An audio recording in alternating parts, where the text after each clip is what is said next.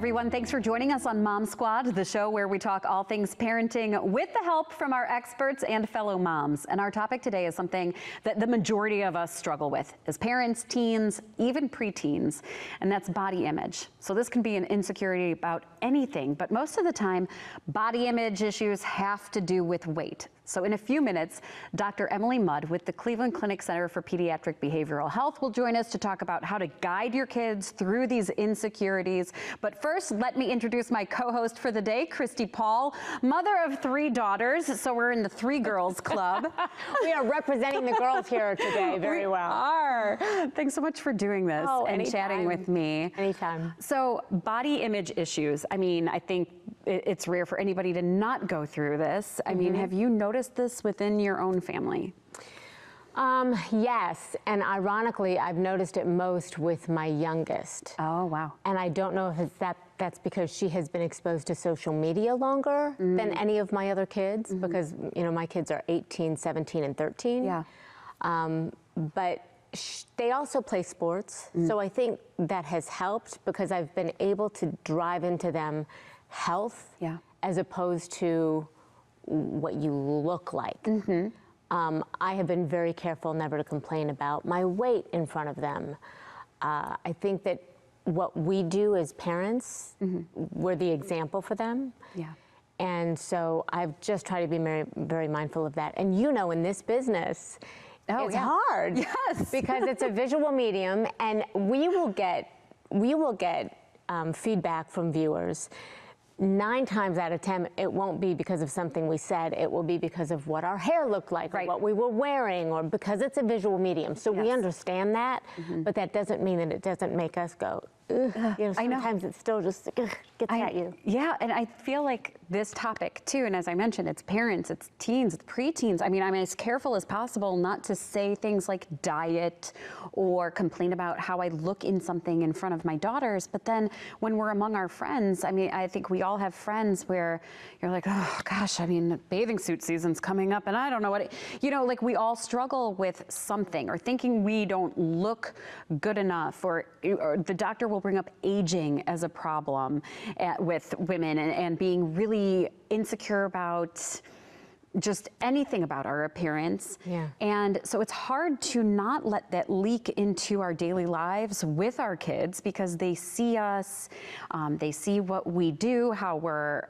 we are interacting with the world, and even just how people are portrayed in media.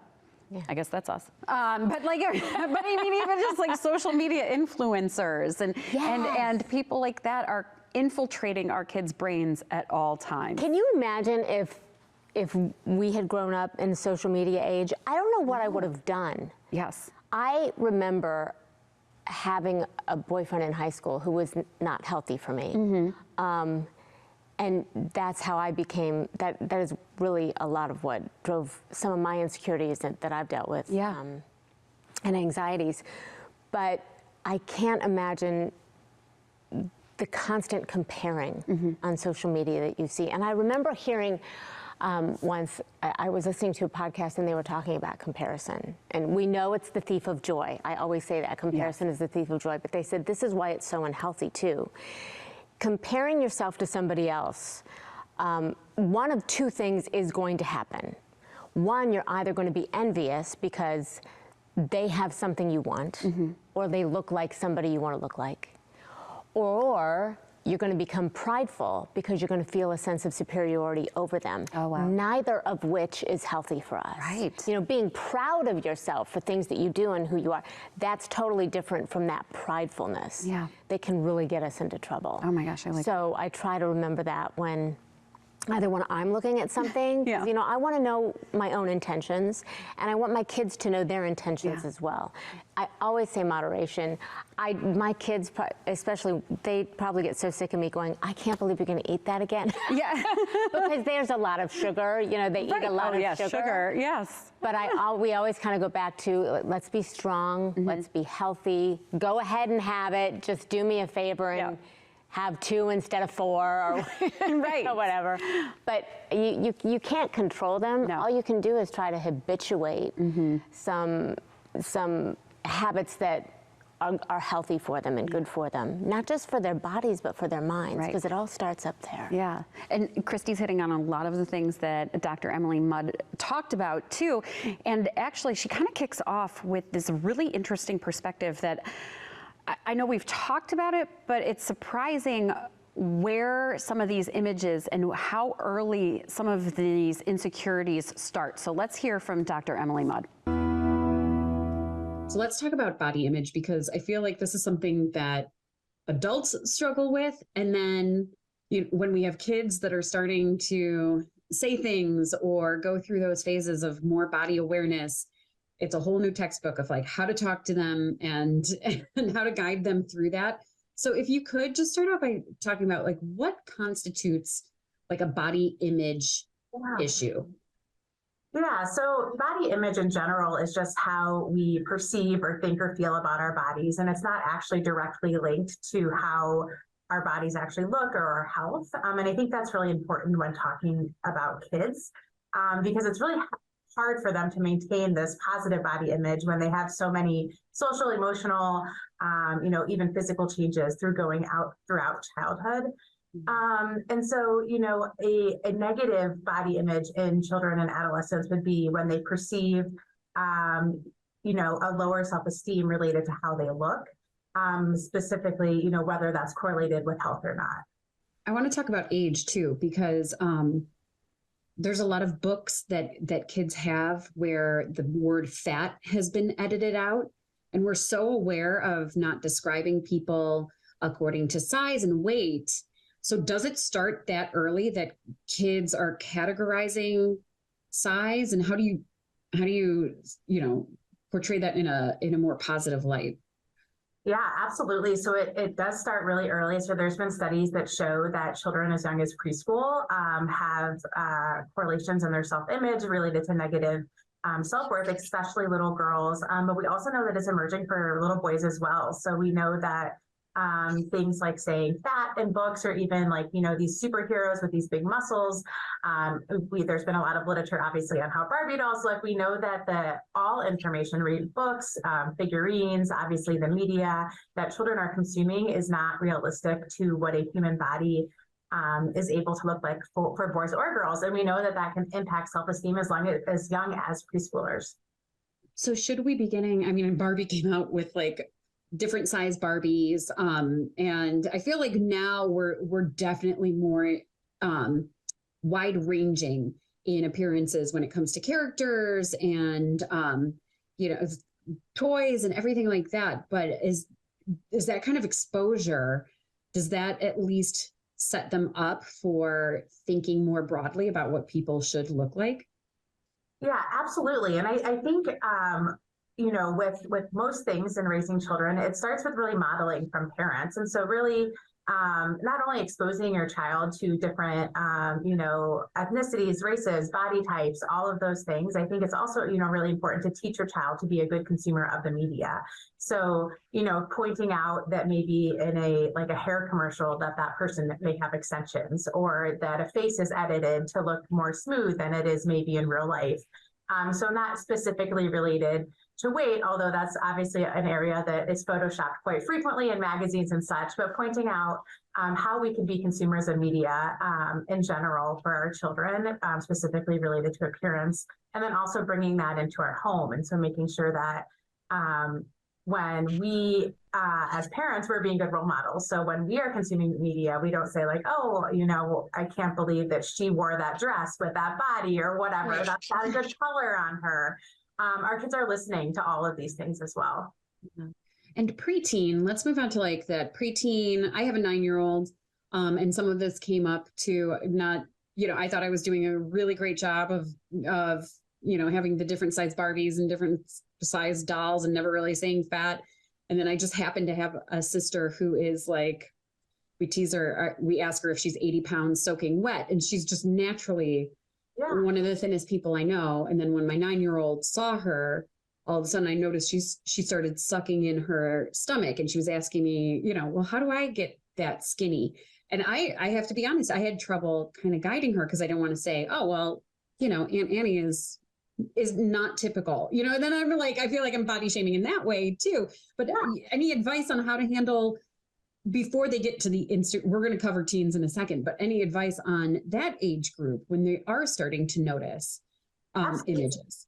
And I think you bring up a good point that really, whether it's media, whether it's people in our own family, kids at school, it's unavoidable, like the comparison. Kids are pretty frequently comparing themselves to other, whether it's like academic achievement or body or whatever it is.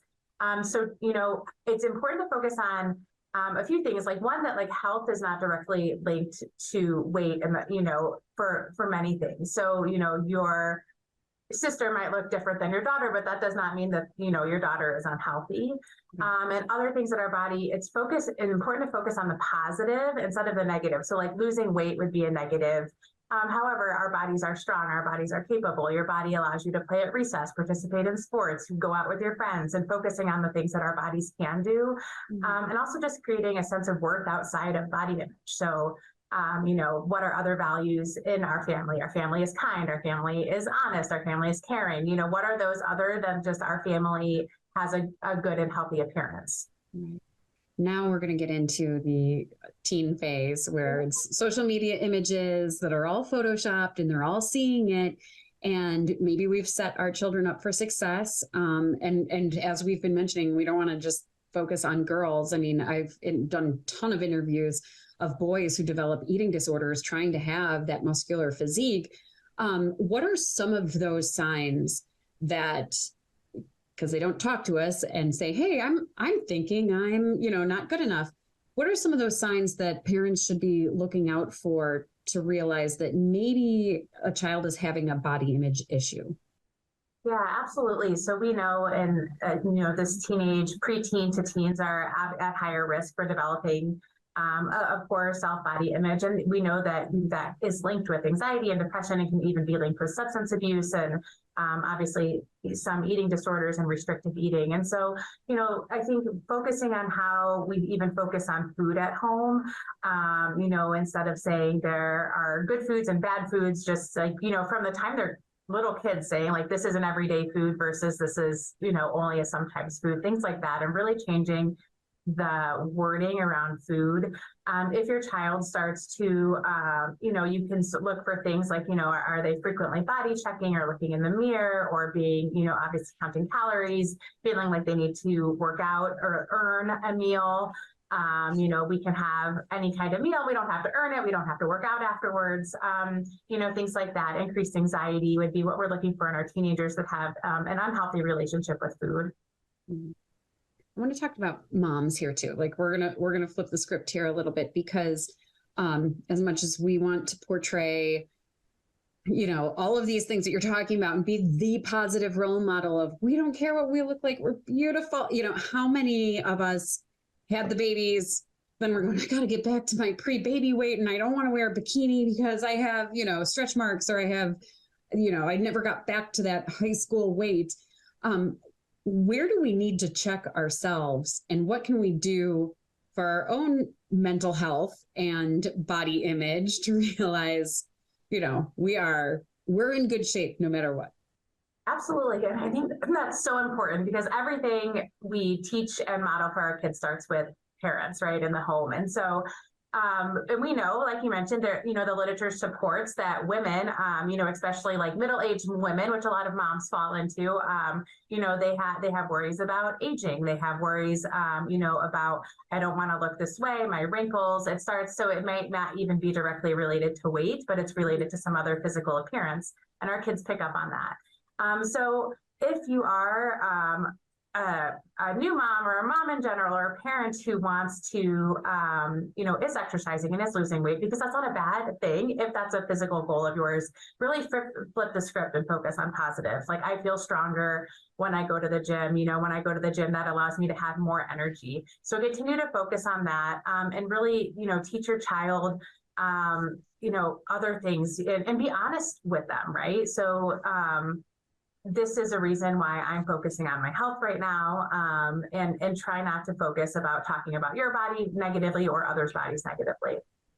And what do we recognize in ourselves that we're having some red flags, that maybe what we're thinking about ourselves might be leading to depression or controlled eating where it's almost too excessive or exercising.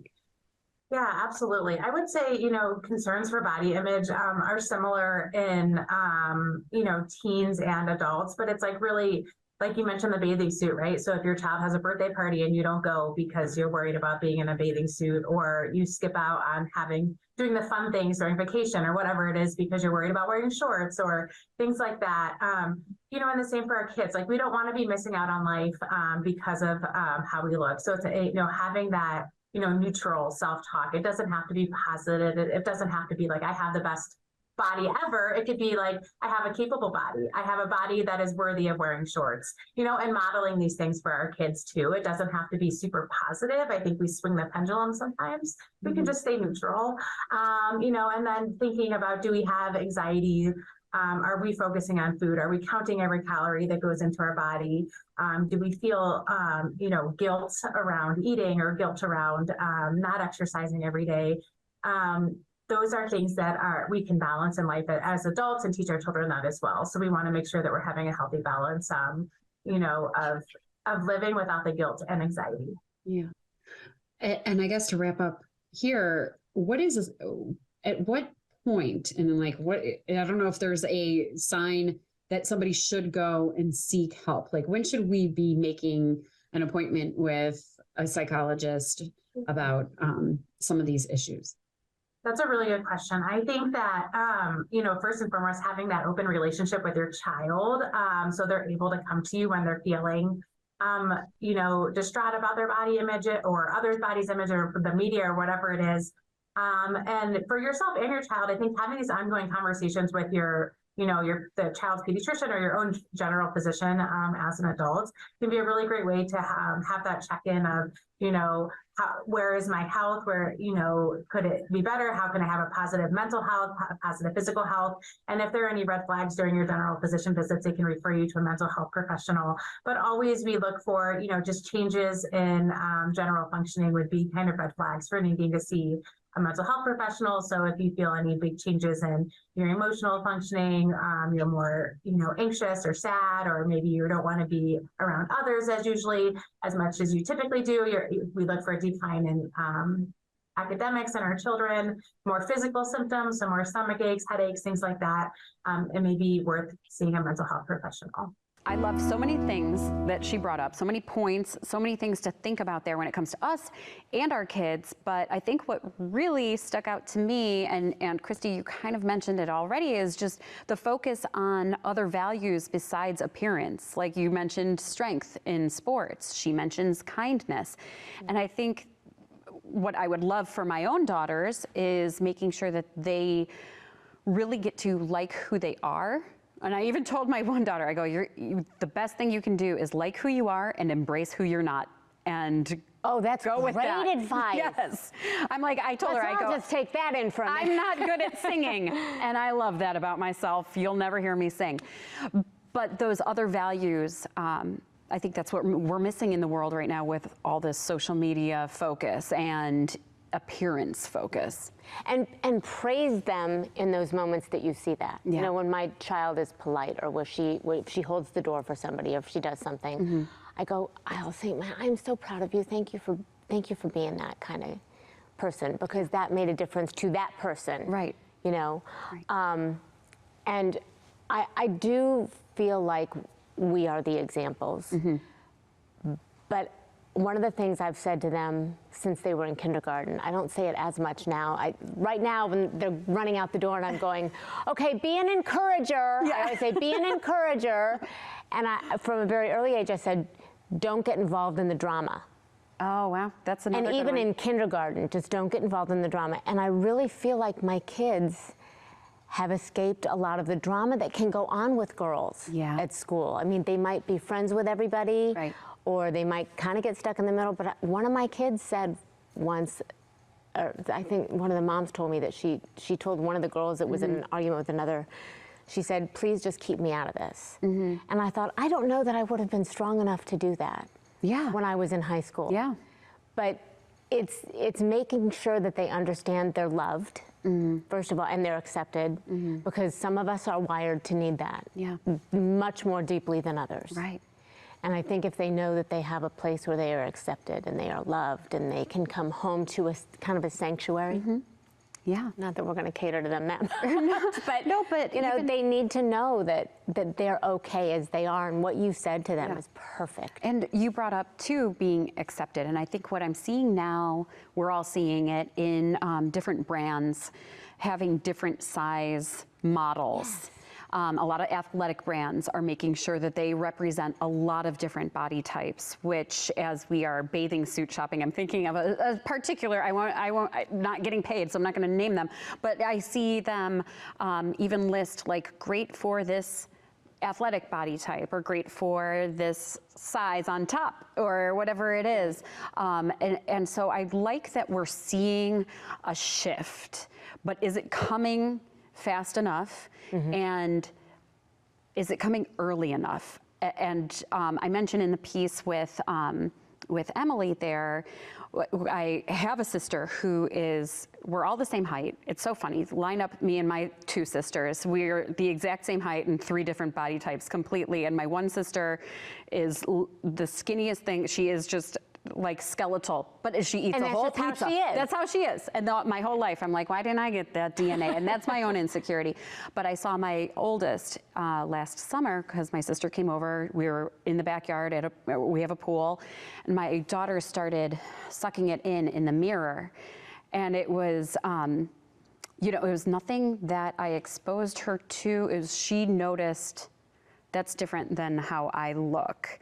And so there's a lot of these influences that you never know where it's going to come from, and you never know how it's going to affect them and what they're going through looking at their friends and at what age, but constantly showing representation of all sizes and all types of colors, hairstyles, everything. I think it just shows our kids that there is a wide variety out there, and they are just they are a piece of this beautiful puzzle.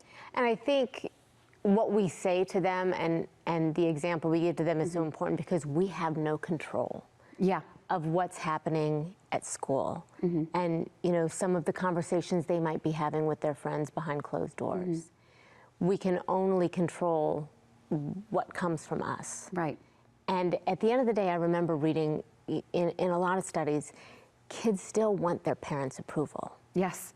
I mean, I'm 54. Yeah. I still hope I get my parents' approval. I mean, that never goes away. Right. So we forget the influence that we do have on our kids, even as they get older, when they're going, oh, Mom, I don't care about that. Oh, Mom's doing this again. But they're remembering. Yes. Oh, yes. Even if it becomes a joke. Yeah. I love it. And it's just, I think social media has made it so hard. It has. But I feel like now that we're seeing the road that social media is leading us down, we have that information. We can have these discussions. We can realize, oh, okay, we need to rein it in with our own filters that we're using as adults. I mean, if you can take away anything from this, give yourself some grace too. Absolutely. Because what you are portraying at home is what is influencing them in such subtle ways, and all these subliminal ways that they're picking up on the vibes from us as parents of where are we putting our priorities, and how are we walking out the door. And I walk out the door looking like I'm a hot mess. I am a hot mess. We joke in my neighborhood because as soon as I get home, I am down to like old sweatpants and no makeup, and my hair's on top of my head. And I tell my daughters all the time, you need to be able to be confident in walking out the door like that. That's true. Yeah. That's true. Yeah. And I think when we do that, you know, when we go out, because sometimes I also look at my kids and go, okay, we're going to church. Right. So there's always the back and forth of know where you're going to present yourself well. But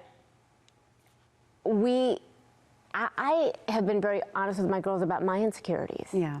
Because I don't want them to feel alone. That's because true. they're not. Right. And they can see that even at my age, with everything that I've been through, I still have insecurities too, and it's okay. Yeah. And the best thing we can do is talk about them. Yeah. And that way, I think, I'm hoping that they recognize if they have an insecurity that I have as well, they'll know they can come to me. Yeah, I love it. And this is why I love sitting down on Mom Squad and talking to all of my fellow coworkers about what they've been experiencing. And we want you to join our squad. Go to Mom Squad with Maureen Kyle Facebook page, because that's where you can interact with other moms, including us, grandparents, even some of our experts. And we also want to know, what advice do you need? Because this is where a lot of ideas spark. And Christy, I have to tell you, the second we opened up this Facebook page, and it's brand new, we're just getting into Facebook, the ideas of what people needed, and it was a lot of advice when it comes to teens. It was helpful to know with you. What are we all struggling with. So, Christy, thank you so much for joining me. Thank you for I got so much insight, so I really appreciate it. I will come back anytime. All right. This, you know, as moms, Yeah. this is our favorite subject. Yes. We just want to make strong, loving, kind humans. Yes, I know, and we want them to just be happy. And launch from the nest happy. So, Christy, thank you. And thanks to all of you for joining us here on Mom Squad. We'll see you right back here next week.